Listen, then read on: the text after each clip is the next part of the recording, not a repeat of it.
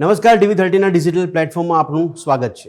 ગુજરાતમાં સ્થાનિક સ્વરાજની ચૂંટણી પૂર્ણ થયા બાદ ચર્ચા સૌથી વધારે રહી મેયર અને મેયર।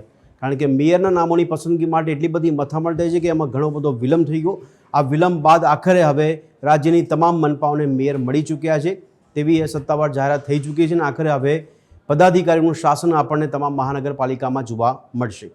ચર્ચા કરીશું કે મહાનગરપાલિકામાં મેયરની પસંદગી માટે જે નામોની ચર્ચા ચાલી તેમાં જ્ઞાતિના સમીકરણો ગોઠવવાની વાત હોય કે પછી આંતરિક મતભેદ હોય, આંતરિક જૂથવાદ હોય કે પછી સાથે સાથે વરિષ્ઠ નેતાઓનું દબાણ પણ હોય અને એક પરિબળ એ પણ છે કે પક્ષની અંદર જ હરીફ જૂથોનું લોબિંગ ચાલતું હતું।